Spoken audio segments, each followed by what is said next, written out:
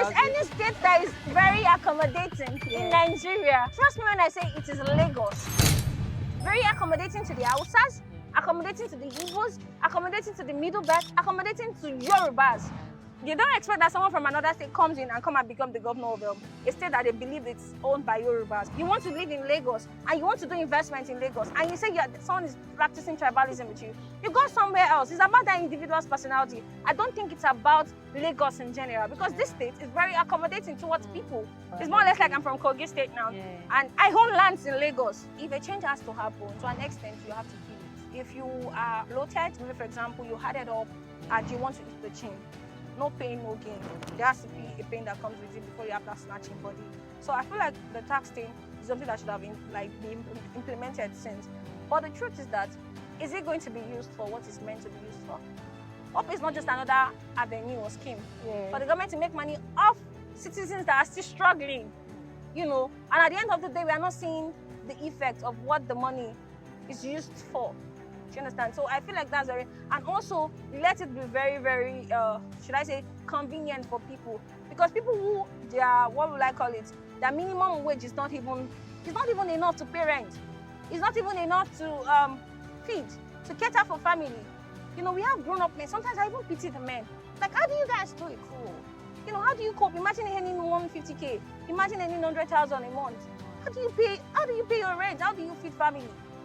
That's now imagine having to pay tax in such money. But let me just say, so far we've done like billions in sales. In 2023, I think we were able to do like maybe 1.5 billion. Wow. You know, and yeah, if some of the sales was able to like bet some of the trips that I got outside the country, even a car incentive. So I can say, yes, sometimes bad rumors tends to like make real estate to realtors and developers disadvantage.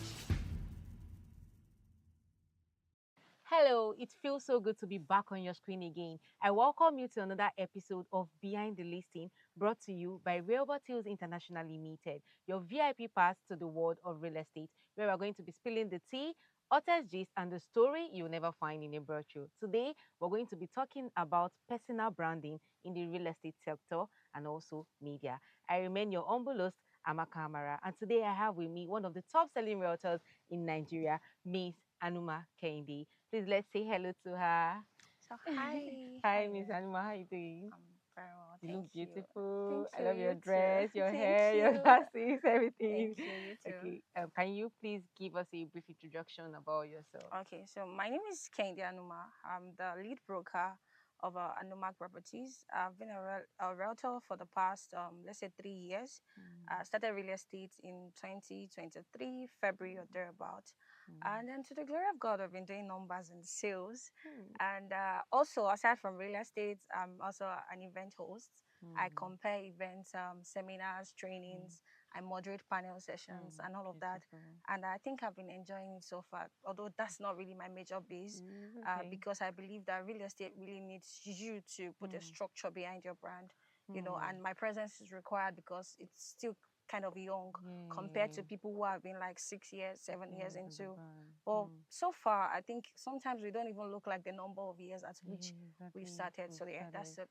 Okay, so can you give us a brief your real estate journey? How's your real estate journey been, starting from the beginning? Was it smooth? Was it just feel it? Okay, so I think I'm a believer of not every, in fact, most job, there's no job that is very easy at all. So whichever one you are picking, just bear in mind that yes, to an extent, there might be a lot of much more challenges in other jobs compared to maybe real estate, or real estate compared to other jobs, you know. But the truth is, there's no job that doesn't come with its own disadvantages or stress. Let me put it that way. So let me say, at the early stage of my real estate career, one thing that I feel like has made the journey, should I say, kind of easy, is the fact that I am someone who has had a prior knowledge of what entrepreneurship looks like. Do you understand? So it makes it very easy for me to be able to adapt to the stress that comes with being a realtor. So the thing is, I have ideas of this applications, apps to use in making the business easy, designing your graphics, designing your logos. You know, unlike people who don't have prior knowledge to all of these things, they tend to like maybe find it very stressful. And also having a guideline, someone who was like a holding my hands at the very More like your beginning, mentor. you know, more or less like a Yeah, mentor to me. okay. So made it kind of like easy at the initial stage. But Mm. you know, one thing that is very paramount is that people at the same time they also want to fly. You know, at the same time while they are trying to hold your hands to fly, they also want to fly. So there is no way that the person will be able to take you all through the journey. It's understandable to put you on the track, but expecting them to hold your hands all through the journey should, you know, it's more or less like you're trying to say that they need to like escort you to your destination. So at the point, this person had to leave my hands, and I just had to get through things myself. So yeah, Wow. that's it. So talking about numbers, you said numbers like Yeah. in your real estate journey and all. How was it like? So let's talk about sales, because lately people have been Okay. complaining about sales in the real estate industry is dropping, Okay. is slow and all. So how's it been for you? Okay. So one thing I kind of observe is that the moment there are bad PRs, like when I say bad PRs, I mean bad publicities about real estate. Maybe Yeah. somebody, an influencer, is coming up to say, "Oh, real estate is bad," you know. It Okay, kind so of let's put say them. for example, this recent saga that is happening, do Let's you not think it's mention affecting names, it? you know. To an extent, I feel it is. In fact, not to an extent, to a greater extent, to a large extent, I feel like it's affecting it because people tend to like sleep on bad rumors. They tend to like they live Believe, on bad yeah, rumors better than the good ones. the good promotions. You know, people don't like to spread the good ones. You know, the good companies that are like delivering people like wherever robotics and all the other companies like that. You know, not to mention name, but the truth is that once you begin to fester on the bad rumors, it kind of like passes fear. It's like a rage bait thing. So it passes fear to people's mindset. And before you know it, you realize that people are kind of like withdrawn from putting their money into real estate, forgetting that no matter what you do, there are still people who are good out there. There are still people who are trying to give the best to their clients, you understand? So I feel like to a large extent, bad PR is causing maybe lack of sales for now for people. But should I say maybe let's leaving maybe the last quarter of this year out of it because I think the last quarter just begins, right?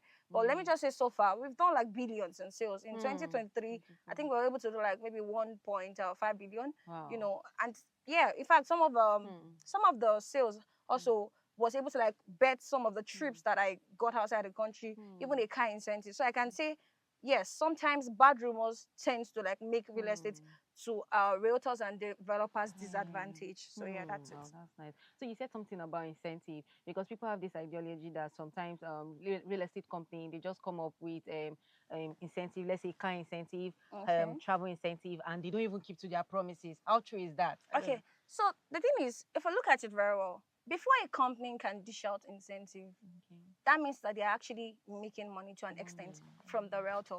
Or should we say they are making money from the client? Now, it will be very, very, permit me to use the word stupid, of a company to be making sales, and then while making sales, you are not using the money to do what you are meant to use it to do. Do you understand? So it's not possible that a company is making sales and you are not using the money for the right project. You are not pumping it into the right place. So people having the ideology that because if a company can be able to conveniently give a realtor, let's take for example a Lexus RX 350 vehicle, or let's say maybe a Benz, or even maybe a trip outside the country, that means the company to an extent is doing very well for themselves. Do you understand? So I feel like it's kind of like a mindset with people that, oh, maybe they are using the money for the before someone can decide to take you on a trip. Before you can take 100 million to buy a house, you must have maybe like 200 million in your purse. That's true. Do you understand? So I feel like that's not an ideology that really stands. That So really yeah, stands. that's it. Wow, beautiful. Thank you. Okay, so they say real estate is about trust. So how do you personally like? How do realtors Build trust with yes build clients. build trust with clients exactly? Okay, So so over the years, have you been able to do that? uh, I don't know. I always like to say something. Okay. Who you are before you lay your hands on something is very paramount. It's very important because the truth is that integrity is something that you can't just instill in one day. You can't say, oh, I am starting real estate, come and buy Come real buy for estate, me. and I have integrity now and I am ready to sell. Sell. Nobody will believe that. But who you are before you lay your hands on that project, before you say, come and support me, you know, is very crucial. So, for example, if you have integrity already, people know you to be very loyal, people know you to be someone of high standard, and people know you that you always keep to your words. If you're now coming with a business idea and say, oh, come and support me, to an extent. Maybe family will not even support you at the very initial. Maybe friends will not support you. Strangers that you maybe like somebody has spoken very good about you to will definitely support you. It can't be that bad that you see absolutely no one to support you. You know, and at the same time, even if there's nobody to support also, you know, start from somewhere. Let's take a scenario. Hilda Bassi. Somebody was making a statement. I think I once joined a cooking class, and somebody was like, "Oh, I realized that I'm a vendor. I'm a food vendor, and I have friends that they don't even post my flyer. They don't even post my food. But when Ida Basi talked about a cookathon, people went there to like support her and all of that. But this friend of mine was even supporting Hilda, but she has never supported my business before. You know, the person was making that complaint around me, and I had to ask a question. You know, are you really sure that you are giving out value? I'm not saying that friends sometimes cannot be very maybe demeaning, or they feel like they don't want to support you at the initial stage. But are you really giving out value that will make that person see it as, oh, it's worth it? You know, you could be a makeup artist. You're not very excellent like other makeup artists, and you feel like your friend should book you, you know, and your friend feel like, I want standard. I can't allow you mess up my face, you know. So sometimes, are you really dishing out value to your people, to your friends, before they can say, let me support you? But the moment they realize you're giving value, why wouldn't they support you? Do you understand? So that's just what I think. Okay, so people always say clients don't buy properties, that they buy the person selling them. How true is that? I would say, to me, I don't think it's about buying the person that is selling. I think it is buying the value that the person is selling. Because whether you like it or not, the person that you're saying they're buying, it is something that the person is trying to give out, that they are trying to buy, not that individual. Yes, we understand that how it is being said, how it is being presented, how you look while saying it, the materials you used in processing that sales before that deal closes are very crucial. So that's the value we are talking about. What is the person really giving? You know, what are you giving in exchange for that client's money? So it's not really about the person, it's about what the person is really giving to you. So I don't think it's about buying. You know, maybe the way it is being put is what is really causing people to have that mindset. But the truth is that if someone is not giving me value, you can't come to me now and say, Anuma, come and buy this skincare product from me. Even if the person is family. And exactly, even if the person is family, and you're coming to me and you're telling me, come and buy this skincare product, you know, it clears your acne, it clears your hyperpigmentation. And I'm looking at you and you're having hyperpigmentation, you're having acne. Like, why would I want to buy from you? You don't even look like what you're preaching. You know, that's why I realized that in real estate, if somebody walks up to you now and say, oh, I'm trying to pitch myself to you, or I'm a realtor, or you seem to be like a prospect. And the fact is that the person is not even dressed like someone that can undo 500,000 naira. Me as a client, I'm not even talking from a realtor point of view. As a client, you're walking up to me, or as a prospect, and you're saying, Hanuma, hi, how you doing? I want you to buy our property. You know, I'm selling this land at Betuleki or Ekpe, for example. Oh, vintage this and that is selling for 5 million naira. And in my mind, I know that you don't even look like someone that can handle 400,000 naira. Trust me, there's a way I'll bullshit you. You know, so the way you look while you're about to pitch that property is very, very important. So, yeah. So I think this is what some realtors don't know about, and probably they'll feel bad or something when the sales don't come. I feel some realtors makes like mistake. Thank you for saying this. You're welcome. Okay, so so I would like to ask, do you think it's just about the commissions? Like, realtors are out there, they're just after the commission. They're not just about like what the clients want to buy. They just want to make the commission. And I think this part you mentioned made me remember a scenario I once had with a client. And a client, because he eventually became a client. But as at then, it was a prospect actually. And the prospect was like, are you sure that all of this things you're telling me, it's not that because you are just after the commission, you know? And I'm like, you know what, I'm going to send you evidences now. I'm going to send you testimonials from people who have actually bought into this very company, and then you can tell if it is really about the commission. So sometimes it is okay for people to say, oh, it's about the commission. If you don't work, how will you eat? It is normal that commission is important. I am working, I have to earn. So you saying I'm prioritizing commission, I don't understand. If I don't make money, how do I get to pay my bills? How do I get to sort out my important stuff? You know, so it's very important so that I am thinking about the commission aspect. But the truth is that the bad part of it is when you now prioritize that above your client interest above your client satisfaction. And one thing is, the moment you start to do that, I realize that people like that, they tend to fall with time. Because you won't get referrals if you don't treat someone well. Because they If feel you maybe you're exactly desperate. after you've collected their money for some time, you abandon, because obviously it's the money we wanted, right? So after collecting that money from them, there's a way you abandon them. You don't make them feel like the worth of what they have bought. You are not trying to follow up, and you're not trying to do any kind of like checkup on them. You know, they feel like, oh, he has collected my money and she has left me. Okay, so So what you're trying to after say that is very moment, necessary exactly, to follow do you up. understand, to follow up? So after that moment that you make them feel that way, they won't come back. And with time, that business will fall. So you saying commission, I really don't think it is just about commission. If you've seen realtors that are very good at what they do, you realize that it's not just about the commission. You know, so thank you so much. you're welcome. Okay, so what do you have to say about some client that they will be like, how will I even put this now? Okay, let's say for example, have you like had advances from the opposite gender Okay, in opposite this sex, in this yeah. real estate field, and or can you like just give us like a story around it or something? Okay. Wow, I had to laugh Don't tell me because you don't have it, the because you're very thing, beautiful, so definitely you did God, get I it. beg you. Okay. So the thing is, let's be realistic. You know, if something is good, let's say it's good, right? And to an extent, I believe, not to praise myself, but I don't believe that the opposite gender would see me and be like, oh, maybe I don't find you. Maybe not necessarily the spec, but you know, sometimes you can be somebody's spec. They want to just go for you beyond business, right? But should I use the word? One thing that I have realized is that so far in my own journey, because you're asking me from my own journey now, from your own journey, right? exactly. One thing I have understood or have experienced so far is that between the space of 2023 February and 2025 February, I don't have much of those scenarios, right? Maybe a few times it has happened, but I think it was early stage of my career. That was when I once had such experience. So let me tell you a story, a quick one actually. So I used to have like 100k for 100 followers, 100 number of followers, not On 100,000 IG? on IG because I built that page from scratch, from zero followers, no buying of whatever they do there, you know, just growing it organically. And then this client reached out to me. Then we were pushing a particular property. I wouldn't mention name. It was about 35 million naira for a plot. Imagine as of 2023, that property was selling for. It's a land actually. And then the client took interest on Instagram, reached out to me and was like, I want to buy this property, a man. And I was like, okay. It sounded like a joke to me because I was like, why would anybody want to buy a 35 million naira property from me? I have just 100 followers. There's several realtors out there with so many number of followers.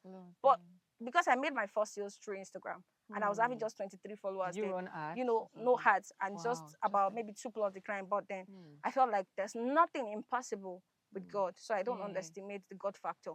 So immediately the person reached out to me.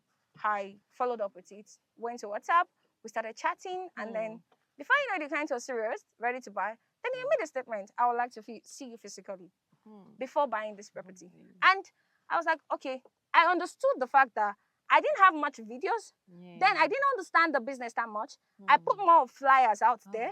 So it doesn't really pin a face to the brand.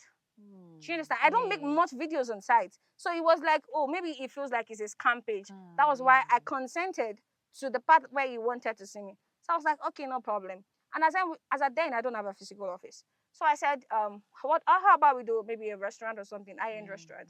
And he picked the place somewhere around Lekki. And I was still living on the mainland then.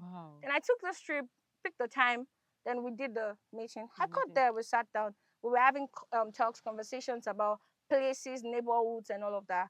And then it was time to us talk about the real deal, the main property we wanted to buy. And I was like, excuse me, I'm coming, I'll be back. You know, and I was like, okay, no problem. Then he said he wanted to go and pick up his child from a taekwondo class. That he will be back. And then this client went. I said, okay, no problem. I'm the one that wants to sell to my client and I'm selling value. So I have to just be patient with him. Exactly. So I waited and this client got back after with the wife. Wow. And the wife came with the child. So it seems the wife already went to the school and he just got there and just picked the both of them up before he could get there. And they joined me and the wife was so much admiring what I was putting on, my outfit, my boots. Instead of wearing a heels, I was wearing a very high boot on the outfit. So she liked it. The daughter too was playing with my boots and I liked all of the conversation. You know, if your wife takes interest in me already, this is a done deal. It's just closed already, you know. And then the next thing the wife was like, you know what, we're buying from you. I like your outfit. The daughter too was already forming like an alliance with me, like you. play and all of that, you know. And then the next thing, let's make parents. She loved the whole fact that the man wanted to buy for the daughter in the daughter's name. You know, she was very happy. Let's make payments. Then he tried to authorize the transaction while we were seated there without inspection. So that means that he has been hearing about that property. You know, it just felt like it's time for him to buy from me. I was very happy. And the next thing he tried making the transfer, it didn't work out. And he was like, oh my goodness, I forgot I already exceeded limit. You know, let me call my account person, but this is already 5 o'clock. I'm sure he might have left the bank, but let me just try. Then he put up a call to his account, put it on speaker, and that one told him, oh, he has left the bank premises. And then the following day is going to authorize the transaction on his behalf. And he said, no problem. 12 p.m. the following day, 12 noon. Then the following day, okay, I went. I got back to the mainland. The following day, I reached out by 12, expecting the payment transaction. And then, you know, we filled the form already online, right there physically. And then the client was not replying. 1 p.m., no response. 2 p.m., no response. At this time, I was still very young in the business. Then I reached out to the person who brought me into real estate. Exactly. And she said, you know what, give him a call. Then I picked up my phone, I gave him a call. And the man was like, you know what, I'll call you back, I'm busy. So I was like, okay, no problem. Probably he's very busy. Rich people, they can be very busy, you know. So, and it was like, he's busy. So I felt, okay, no problem. And then the next thing, 4 p.m., I didn't get a response. You know, so around 5, I just texted him again. So when you're done with whatever you're doing, I hope it's convenient to call you so that we can take up the process and all of that. And then the next thing he says is, how about we meet after? I was like, meet after, you mean? And he was like, we met yesterday, sir. Are you still doubting if I'm a scam? You know, and he was like, no, it's not about that. You know how your fellow realtors do it. Oh, when the message came in, I was like, oh, okay. I think I get what is going on. You know, initially, I was feigning ignorance. I didn't understand what was going on. Like, this person should have made the payment for the property. He's really interested in it. It's value. It's close to the airport and all of that. And then he's like, you know how your fellow realtors do it. And I was like, sir, I don't understand. He says, when you understand, kindly let me know. I'll drop your location. Can you imagine? Oh. Wow. So I forwarded to my hotline, you know, and she was like, John Haddle, do whatever you think is right, you know. And I believe to an extent, she's just trying to tell me she can't take decisions for me. I am in the position to take decisions for myself, which I think is all right, which is what I would say to any other downlines of mine too. You know, and that was where I realized that, so truly there are certain people who are denting. Because how many people do you want to sleep with to make sales? You know, how many people do you want to have? Do you understand what I'm trying to say? So it feels like, why would anybody want to do this to me? Like, why do you think that I need to sell my body to you for you to buy something that is of value to you? Not even to me, to your child, not to me. It's not me you're buying it for. Do you understand? So when I was like, oh wow, you know, and I was like, I'm sorry, I don't really understand what you're trying to talk about. But all the same, if it is what I think that you're saying, we don't do that here. And immediately I saw that I was not seeing his DP again. He blocked you. Me. Wow. You know, and you know the funny part? This person came back. I think 7 months after. 7 months after? Yes, and he actually bought the property. And guess what he said? Wow. Guess what he said? He said, I'm really sorry about how I acted the last time. It was not intended. He unblocked me himself, chatted me up himself. You know the funny part? The devil wanted me to be so angry that I was about to block him in return.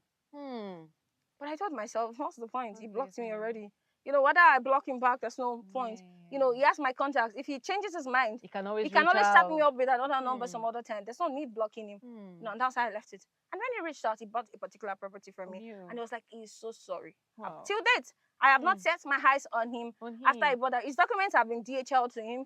I've not set my eyes on him and his family till date. And he said he's sorry. And the funny part is he even added extra to my commission, saying, I'm sorry, this is for whatever emotional stress I caused you then. And then the fact that you told me you live on the mainland, you left already, you've been waiting for me at the restaurant that I said we should meet with my family, you know, and all of that. So I just feel like there are truly people out there that has made some clients or some people, prospects, to think that they need to sell their body to them, you know. But I think after maybe 1 or 2 scenarios like that, I don't think it has ever happened again.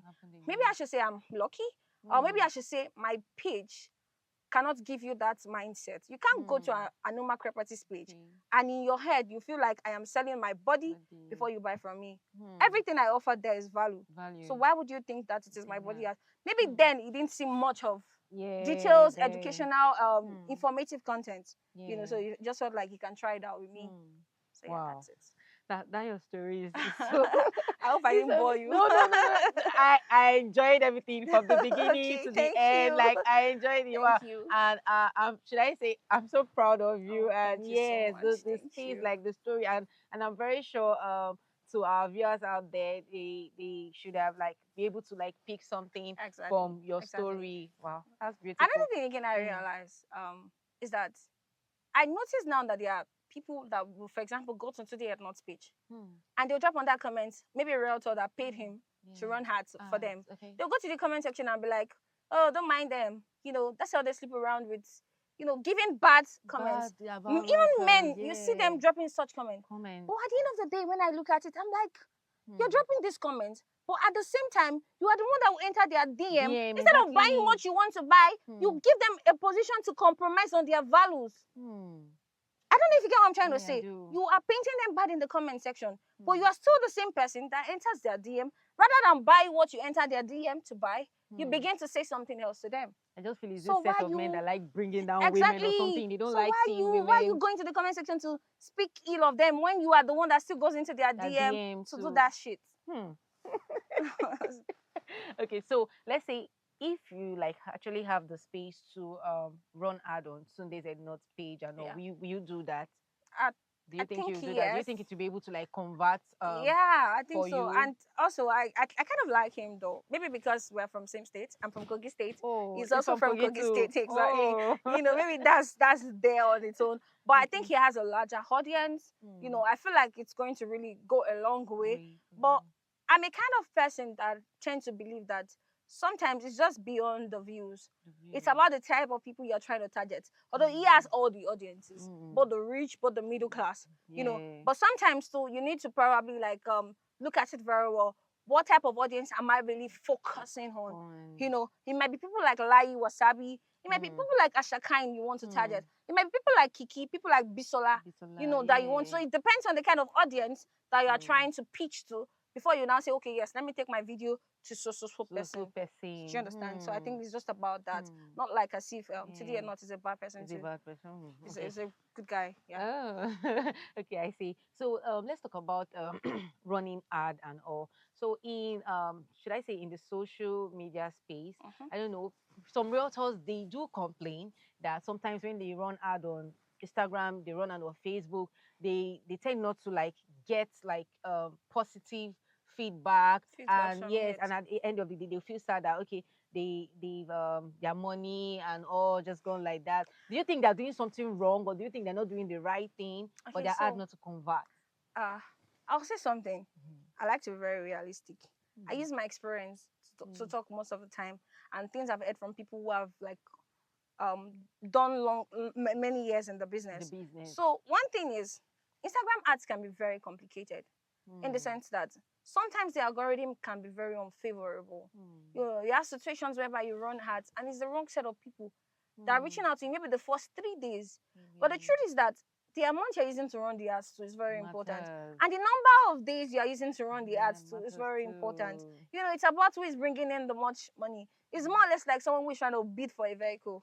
If you go to all those events where they bid for vehicles or bid for maybe like vintage products, all those things, the artworks, you know, and then you get there, you realize that somebody will just come up and say, oh, I am pitching 1 million naira. Another person comes up and say, I am pitching 100 million naira. Another person comes up and say, I am pitching 1 billion naira. And they're like, okay, is there anybody else who is offering more? You know, and at the end of the day, if he's the highest bidder, they give it to him. That's just the way Instagram ads is. So it is like a circle whereby there's competition. It's a race. It is about who is pumping in the right money and who is setting the right targets. So you can't imagine now maybe a real estate company is using 1 billion to do run ads. hard, And you are a realtor who is using maybe 100 million. And those are using the 1 billion naira. They are setting their audiences, their target, they're setting it right.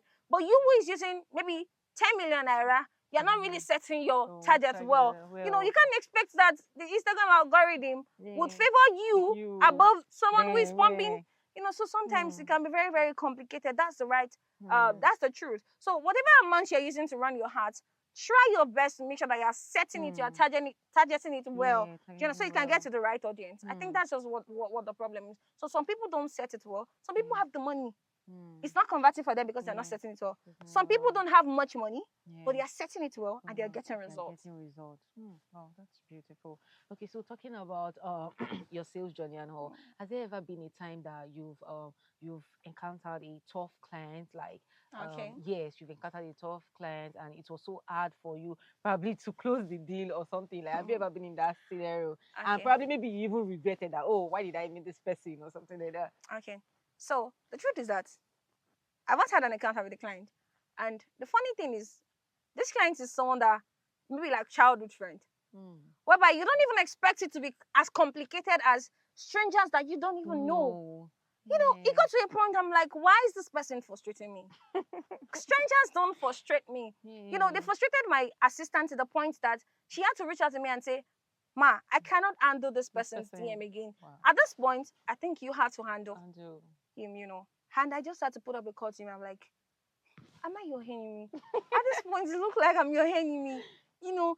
Because it got to a point and I felt like, I wish I can just go and meet the real estate company and say, please refund this person. And the funny part is he has been allocated. But what's the issue? The issue is that it just feels like because of the bad PR that is going on in real estate, like it just feels like, you know what, I feel like I'm not trusting the company. It's not asking for a refund. Imagine. That's the funny thing. You know, I think it just needed more assurance. I see. Because to a point I was so frustrated. I was like, why is this person doing this to me? I've known you for years. We attended same school. You know, why would you want to do this to me? Like, I woke up in the morning, I was frustrated. Like, the trust should be there. But I understood that it is his money. He's the one that understood the work he has done to get that money. It's about 50 million. It's not small money. It's not small money at all. Do you understand? If I'm in his position too, I might be worried. I'll be worrisome because of that PR was just too strong to shake anybody who is an investor to withdraw from real estate. So I understood the problem and I just had to like be calm. Because the truth is, at the end of the day, if you're not calm, you are the one they are buying from. You are the one giving the value. So by the time you now begin to mess up with anger issues or something, with all of it, you send everybody away. Ruin everything. So that's just it. They are tough clients. They come even from friends that you feel like, are you not supposed to trust me? Trust me. You know. And there's no how you can avoid them. Exactly. Unless you don't want to make money too. That's true. Okay. So what do you have to say about this old demolition that's going on in Lagos? That's a very huge topic. Demolition in Lagos. I think one thing I realize is people don't try to check. You check and balance before you do something. Especially when it comes to investment. Try and understand what you're buying. You know, another thing I tell people is, if a realtor is not giving you informative content, if they are not telling you why you should buy, if they are not explaining to you what you would get from buying. For example, Robotics is having a new product now, that's Tui Coco. And you are not trying to, you know, watch the videos, understand better. You know, the truth is that at the end of the day, after you put your money, you begin to stress the company because you don't know, this is how long it takes for cocoa to the maturity stage and everything. So understand what you're buying. So for example, you're buying into a land. You don't know how to verify your land at NTDA. You don't know how to verify your land at Lands Bureau. You don't know how to reach the Surveyor General's office at Iketa, Alausa. You don't know all of this information. So you don't even know where their address is. You don't know how to fill the form and input the details of the company and then submit it and say, you know what, I need verification on this land. Or, for example, you are talking to realtors that don't even have documents of properties. And they are pitching that property to you. And you're just making the payment like that. And at the end of the day, you are surprised that you built your house on it and it's getting demolished. What makes you think it has not been marked for that thing? You know, probably the land is close to a canal, you know, or it is actually meant for the government to build hospitals on it. This made me remember a particular land company. I won't mention name. And then I was like, okay, maybe let me just try and market this property. Okay, for them. But I'm a believer of something, always getting documents from developers before I push. That's really, really, because I believe that my name is very important. You know, I'm trying to guide it. And I collected the document and I did my search on it. And what I found out was that some part of that land has been designated for a military base. Wow. You know, so it's more or less like a military base, this thing. And the truth is that the company will sell, people will buy, and at the end of the day, they might sell to that point where it is meant for military base, the part of that land that's meant for. So imagine if I did not do my search. It's not every realtor that does search. You know, that's why sometimes I advise clients too, if you can do your search, do your search. If you will not buy, you will not buy, and life goes on. It is better to not buy, you know, than to buy, and then in the future they take it from you. Or in the future they demolish your home. It can be very heartbreaking. Imagine the demolition that took place at Ikota recently. You know, it really, really broke my heart. Realizing that people were building houses close to, you know, gutters and all of that. But people don't know this story, and they just feel like maybe the government is wicked. And I even going on socials, people are saying, okay, it has to do like with tribalism stuff from the government that they're just demolishing the. If there is any state that is very accommodating in Nigeria, trust me when I say it is Lagos. If there is any state in Nigeria that is very accommodating, I'm going to repeat, it is Lagos. Very accommodating to the Hausas, accommodating to the Igbos, accommodating to the Middle Belt, accommodating to Yorubas. So if there is any state that is not really tribalistic when it comes to accommodating people, I'm not talking about the position of authorities, like maybe the government, the Senate, and all of those things. You know, somebody does not expect that someone from another tribe will come into Lagos. Maybe they say Lagos is your Yoruba own state. Exactly. You know, you don't expect that someone from another state comes in and come and become the governor of a state that they believe it's owned by Yorubas. I'm not talking about that aspect. But when it comes to you migrating into Lagos, you want to live in Lagos and you want to do investment in Lagos, and you say someone is practicing tribalism with you, you go somewhere else. It's about that individual's personality. I don't think it's about Lagos in general, because this state is very accommodating towards people. So I don't think it's a tribalism when it comes to owning lands. In fact, if you go to Ikota, I have realized that place is mostly dominated by Igbo developers. Yes, if you go to Ikota, most of those estates, homes in Megamond Estate is mostly owned by Igbo developers. So how is it tribalism?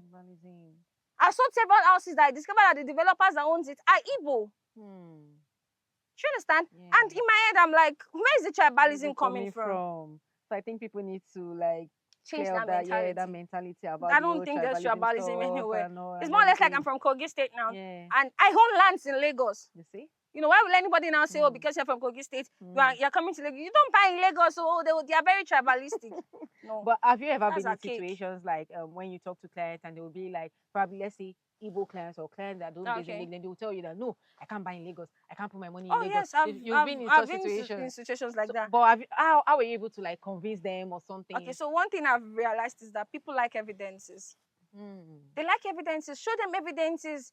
You know, sometimes maybe just, although I don't advise that when you want to share information with clients, you are sharing a whole like you're just trying to like make them understand that it's so person can buy. You know, that means you should have like don't doubt.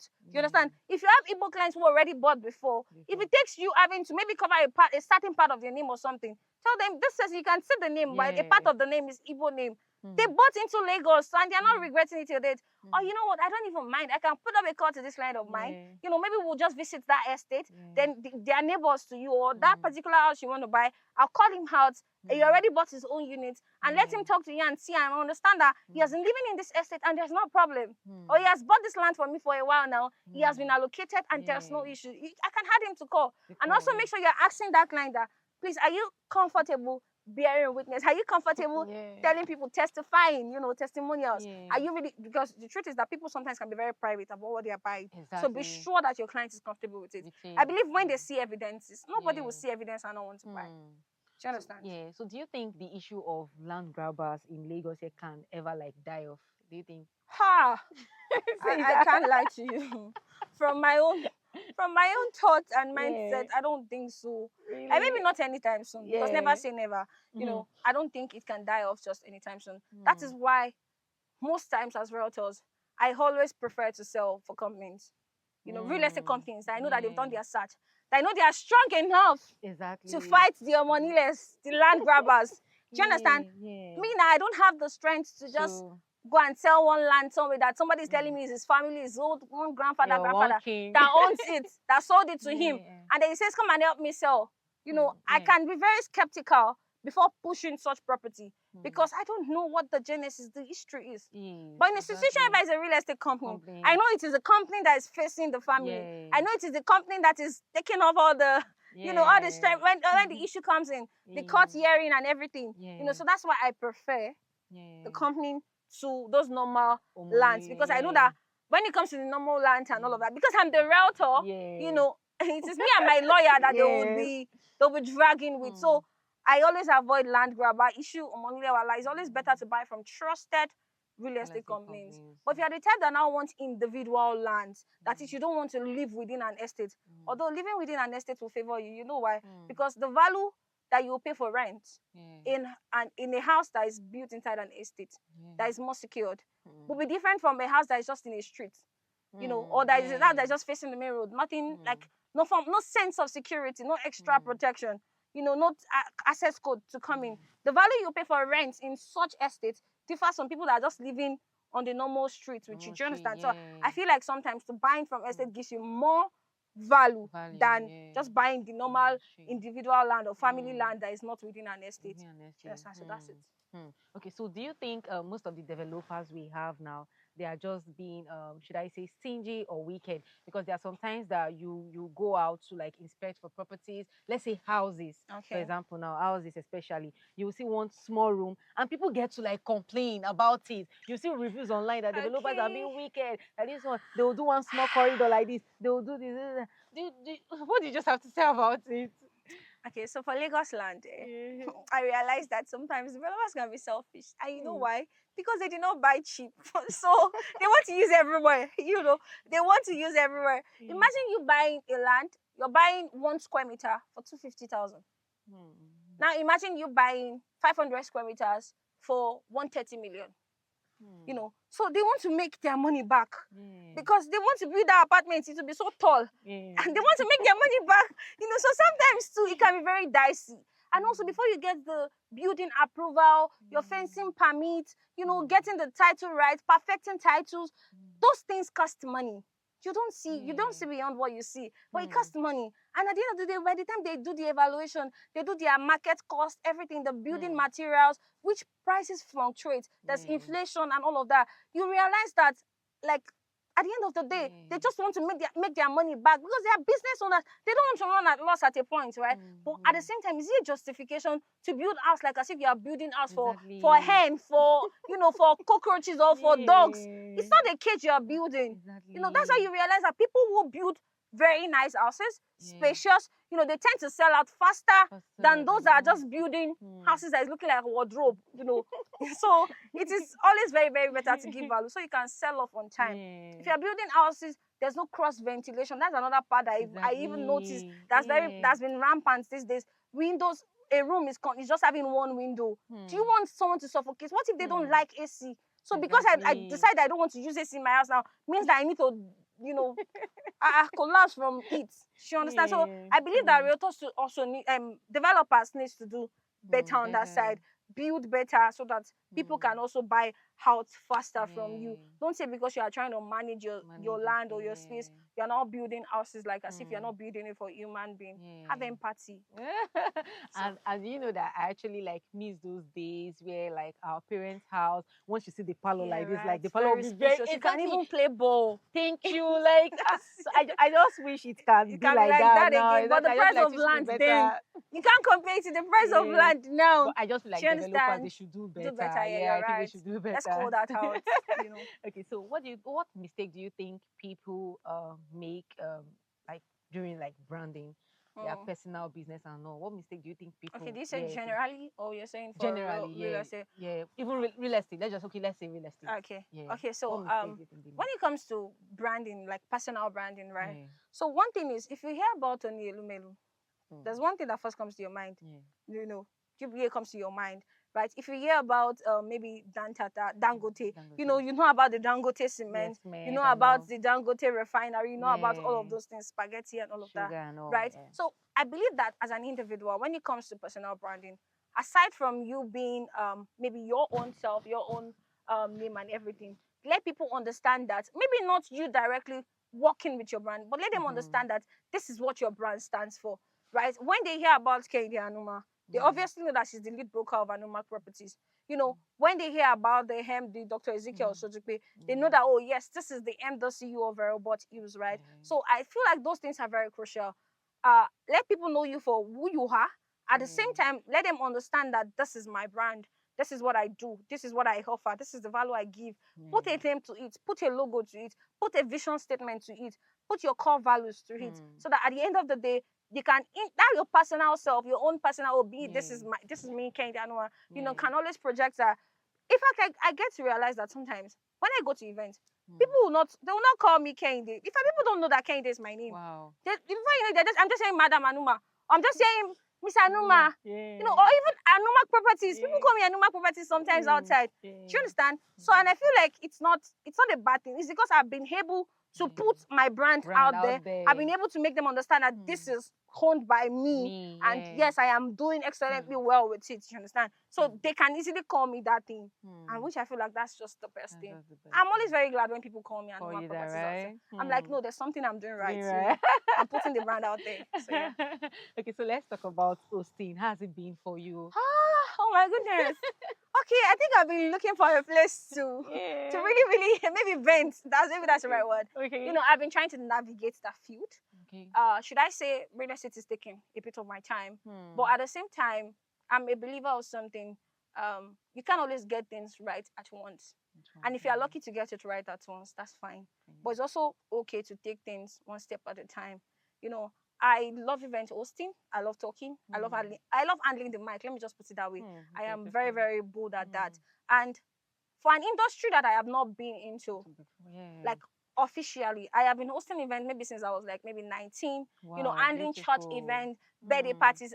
I just do it without collecting anything or even at a token, right? But I realized that I think this is something I can do as a professional. You know, I've taken courses on it. I'm still taking more courses on it.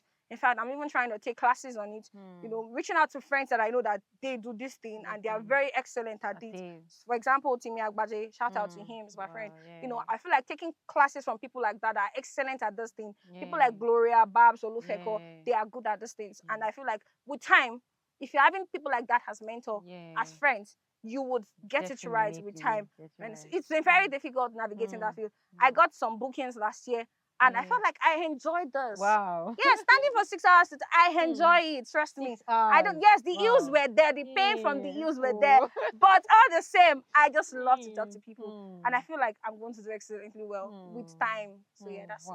That's beautiful. Okay, has there been like any scenario where probably you feel shy or something? Or do you think that a shy person can actually just stand on the stage and talk to like a large audience or something? Do you think that's possible? No, I don't think it's possible. I think the person just needs to do away with the shyness first. And how do you get to do that? I feel like I sometimes feel like these things are not really inbuilt. Confidence sometimes is not inbuilt for some people. For some people, it's inbuilt. Since I was little, I think I have that confidence. But I think I've been able to help people who are not confident to become confident. And how did I do that? There are things I keep ringing in their ears, especially people who are like my downlines I bring into real estate. I tell them things like, nobody will beat you. The truth is that no matter how you say something, especially if you're an adult, it's a child that will say something very maybe awful or that doesn't sit well with you, and you reprimand the child like, stop it, don't say that. No, you're too little to say that. You know, Yoruba will say "Kogbai no e." You know, like you're not supposed to be saying this. You are still a child. But for someone who is an adult, no matter how you say it, no matter where you say it, the worst that would happen is people will tell you didn't say it well. Do you understand? And which is an avenue for you to what? Anytime there's another avenue for you to say it better, say it better. Right? But the truth is that if you say it, nobody will beat you to it. They will not take in and start flogging you. Now, why did you say this? Do you understand? So the moment you know that and you start facing your camera with that mindset, I'm talking to people. There are people like me. If President Tinubu comes in here right now, and wants to address us, and he's done addressing us, and I probably have a question to ask him, I would go ahead and ask. He would not beat me. It's just that I need to be respectful about it because he's not my age mate. Yeah, do you understand? So just know how to say it, where to say it, and before you know it, you're getting it right. So confidence sometimes is not inbuilt. You need to develop it yourself too. Anybody can develop confidence, and if you are shy, you can't talk to people because at the end of the day, you find yourself stuttering. You know, it's okay to stutter at the beginning, but when you know what you say, what you want to say, I'm sure that stuttering can be very difficult. Like, it won't happen that often. So talking about the government, you said something, you just give like an instant that if President Tinubu was here, that you'll be able to ask questions. But I feel like it's not everybody that will be able to even like stand up and ask the president a question. Like, it takes, should I say it takes courage. Okay, can I ask you a question? Okay, yeah. Let's say, for example, President Tinubu walks in here now, right? And you know within yourself that you have a longing question that's been dwelling in your mind that you want to ask President Tinubu. And you have probably been looking at the mirror that, oh God, the day I get to see this powerful man, you know, this awesome man, this is the question I'm going to ask him. And then he now has the opportunity to walk in here. And you've been realizing how you're going to actually ask that question. You've been telling yourself, these are the questions I've laid out down. And he walks in here. Tell me what would stop you from asking that question. I just feel probably what the society will have to like say about it. Let's say, for example, now if I'm actually questioning him about, let's just say, the bad government or something, the society is already perceiving me as probably I'm challenging the government or something. And with that, I'll just feel like, okay, I don't want to ask, or I'm putting myself at risk. Okay, so now the question is, at the end of the day, when the society finishes talking, what happens? Does anybody get to beat you? Nobody gets to be me. Exactly, that's the point. People will still talk or something. You know, whether you say the good part or whether you ask the right question, you know, people will still talk. Something happened on TikTok. I was just scrolling one of these days, and I came across the new airport that they built at Ogun State, Peru to be precise. And I was just scrolling through the comment section. I'm part of the comment association readers. You know, and I was like, okay, let me go through the comment section. I read it. And I came across people, some were giving nice comments. And I went through the comment and I realized that most of the comments were bad comments. And what was the bad comment? Somebody said, oh, why would they build it in Ikperu? Ikperu is like the back of the village. That was what somebody else. Another person said, look at what the roof looks like. Another one said, see the lounge area. Another one said, oh, since when? You know, then another person said, is this what is expected of them? It's not even big enough. You know, no accolades were given. But imagine the president walking in here and you're saying something like, sir, we really appreciate you for all you've done so far. In fact, especially when it comes to the electricity aspect, it has gotten better over time. We do not have electricity up to this extent before, but ever since you've gotten into the position of authority, it has gotten better so far. But however, sir, we are looking at some of the bad roads. You know, maybe Lekki gets flooded all the time. Can you just help us try and look into it? Let's speak to the Minister of Maybe Building and Constructions in Nigeria and all of that. That's pretty You know, try and give people accolades for the good part too. You know, they can't always get it right at once. I'm not saying that maybe the speed of work is not supposed to be faster than this, but at the same time, they've done something good. Give them credit for that good. Before you know, they will give you audience. They'll try to hear what you want to say. So sometimes people don't know how to say what they want to say. They have something to say, but they don't know how to construct it together. Is it that you are putting the criticism first before the accolades? For the accolades. But when you are giving the accolades first, they want to give you listening ears. It's like me walking up to a prospect and saying, hi, Madam Amaka, you look very beautiful. I love your suit. You know, but you know what, this earrings, I don't know, what if I give you another type that I sell, you know, and before you know that, I'm pitching my business to me. Do you understand? Yeah, you want to give me this name because I already appreciate I think something on your body. You will listen to me. Listen to you. Except you're a very mean and wicked person. That's when I'll give you accolades and you were telling me I look very beautiful the other time. And I was so happy and smiling because I love accolades too. Yeah, that's so true. That's just it. So in a nutshell, like, Nigerians should try and, just give the government accolades, even if maybe sometimes they're not doing what they really want. The part that they do best, you know, let's give them the accolades. Like, yes, they've done this part very well. I realize anytime the naira to dollar, there's this fluctuation thing. When the naira like adds up again, people don't spread down his zero. But the moment it goes, oh my goodness, there'll be a very, very the way the PR is going to go very far here, it's going to be very, so I feel like sometimes let's do better to our Nigerians. Okay, that's fine. So do you think your visibility as a host has helped to like boost your real estate career and vice versa? I'll say no, But why? being realistic. The reason is because I didn't do much job when it comes to event hosting this year so far. But I think I did more of that last year. And the thing is, I don't try to prioritize. I don't try to use one to help the other. Anytime I'm on the stage hosting, I don't really talk about I'm the CEO, I'm the lead broker of ANUMAK Properties. I am coming to introduce myself as Kehinde Anuma, your moderator or your event compare for the day. Do you understand? So I don't try to talk about, and again, there are two different pages for it. Kehinde Anuma is different from ANUMAK Properties. I'm separating it. That's another part that comes to personal branding. Try and separate things if you can't separate things. Don't just use one page for all of like everything and all of that you get. So that's it. So how do you handle pressure in, should I say, your hosting business and also real estate too? Have you been in like in a space where you've been pressurized, and how were you able to handle it? Okay, so I've had scenarios whereby some clients really like it when you are the one attending allocation on their behalf, especially clients in diasporas. And in real estate, most allocations are usually Saturdays. Yes. And in event hosting, most events also sometimes are Saturdays. Now imagine on days when you have that kind of collision, whereby the event hosting thing is on a Saturday and the allocation thing is on a Saturday too. And for example, the client who is having the party or the event already booked you, paid half of the money, and you cannot do a refund, because nobody wants to do a refund.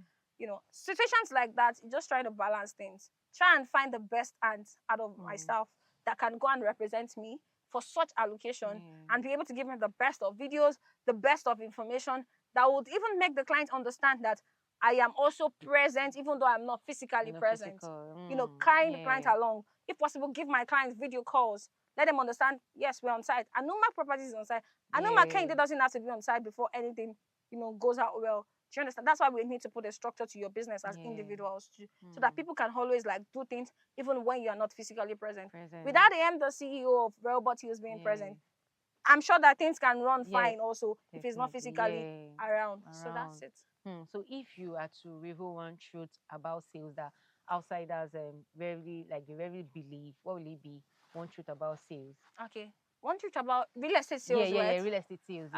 One truth about real estate sales is that if anybody tells you that come into land banking, you'll make quick money, it's a big lie. If you don't have patience, please, in fact, if you don't have patience, if you lack it, don't do real estate at all. I made a video concerning it. If you don't have patience at all, please do not do it. Leave real estate alone. It's not for you. You know why? Because you will begin to pressure yourself unnecessarily. You might even develop high blood pressure because in your head you are like, oh, that land I bought for 10 million naira last year, I want it to be 100 million. You will start disturbing your realtors. Why did you buy in the first place? Let's leave the good aspect of it and let's talk about some disadvantages of that we experience also as real estate, as realtors. I've once had a scenario whereby a staff of mine reached out and said, oh, madam, we have a client who is actually asking for a refund, and I was like, oh, what was his reason for stating that? He has bought the property, all of his documents has been given to him. Why is he asking for a refund? And he's someone I know very well, like a daddy to me. And I picked up my phone and I called him. Hello, sir, Mr. D, hope no problem. You are asking for a refund. And he was like, oh, yeah, I'm expecting that property should have been like 100 million by now, or even 80 million. How can I buy land now? And I bought it for like about 10 million and it's not yet, I was like, sir, please can you remind me again when you bought it? Or maybe let me just ask my staff and call you back. He was like, I remember when I bought it. Okay, sir, when did you buy? He said, oh, yeah, last year, December. Okay, sir, you bought it last year, December. You want it to be 100 million by now, sir. Sir, did you know where this property is, sir? He said, yes. Sir, did you remember when we were selling it to you, what we told you, sir? He said, yes, you told me it's for land banking now, but the money should have increased like very well. I said, sir, it doesn't work that way. Sir, it doesn't work that way, because the truth is that at the end of the day, it is because you are in the position of an investor. That is why you're expecting it to be that way. If you're in the position of the buyer, and they're telling you come and buy one land in Ekpe in 2025 now, and they're saying come and buy it for 100 million, sir, you will not want to buy it, sir. always saying it from a place of privilege that because you are already the owner of the land, that's why you're expecting that it should have increased in value. But if you were to be in a position of the person who wants to buy, and somebody is telling you to come and buy in a pay for 100 million as a now, you will say no, you will not buy. You even say that, oh, Lagos is too outrageous, our market price is too high. You know, you will give all sorts of reasons why you cannot buy it for that price. So that's exactly how it is, sir. You know, so sometimes, you know, you just have to like make people understand that without patience, you know you don't have patience. Please just live real estate. Or if you're the type that you know that, okay, yes, I don't have patience. Maybe this is what is best that you do. Buy apartments. Do the normal inflow of money that comes in every day. Shortlet markets. Go into it. You can be getting streams of income that way. But at the same time, so that also requires patience. You know why? Because you cannot make that back that 100 million naira you bought that apartment the same day. It is over time you will make it. Because maybe it might even take maybe like 1 year, 2 years, 3 years before you make out that money. And that apartment still belongs to you. So it takes patience. People don't understand that. I think we need to just make emphasis on that more. That's it. Wow. So what do you have to say about the current implementation about tax from 2026? So you hearing about this, do you think it sounds like growth or it sounds like struggle? The new implementation of tax that everybody has to like pay tax from 2026. I've been hearing that. Yeah, exactly. That from 2026 that if you don't have your tax ID, this, you won't be able to do this, you're able to do that. Yeah. So what do you think about that when you hear the word tax from the government, like since they're implementing, do you think it's a place of growth or struggle? I think it's something that should have taken place a long time, like a long time ago. You know, in a country that, although people will say sometimes Nigeria is underdeveloped, and sometimes they say we are a developed country, but whichever one it is, you know, in most developed countries, you can't see individuals working or earning and they're not paying tax. You know, so sometimes, so I feel like if a change has to happen, to an extent, you have to feel it. If you are bloated, maybe for example, you had it up and you want to eat the gym, no pain, no gain. There has to be a pain that comes with it before you have that snatching body. So I feel like the tax thing is something that should have been implemented since. But the truth is that, is it going to be used for what it's meant to be used for? Hope it's not just another avenue or scheme for the government to make money off citizens that are still struggling. You know, and at the end of the day, we are not seeing the effect of what the money is used for. Do you understand? So I feel like that's very, and also let it be very, very, should I say, convenient for people, because people who their, what will I call it, their minimum wage is not even enough to pay rent. It's not even enough to feed, to cater for family. You know, we have grown up men. Sometimes I even pity the men. Like, how do you guys do it? You know, how do you cope? Imagine earning 150K. Imagine earning 100,000 a month. How do you pay your rent? How do you feed family? That's now imagine having to pay tax in such money. So they should make it very easy, not too much from whatever income somebody is earning. You know, and they should just make it a reasonable amount, and then everybody will be good at the end. Beautiful. So, okay, so what's your advice out there to realtors that, let's just say, starters or people that are just starting up? Can you just give them like a little advice? Okay. So it won't always be rosy. That's the truth. There are times that you feel like giving up because you're not making sales. You know, and at the end of the day, sales would happen. But the truth is that before sales happen, just bear in mind that, are you doing something right? It's understandable when you're not doing something right and sales is not coming. You understand that's your fault. But it will not make any sense that you're not positioning yourself right and you're expecting sales to come. So please just bear in mind that doing things right is very, very important so that you can get the right thing. I'm sorry, I will have to add this. Yorubas will say, like, there's this adage that Yorubas will say that that is, if you do it well, you definitely get it right. That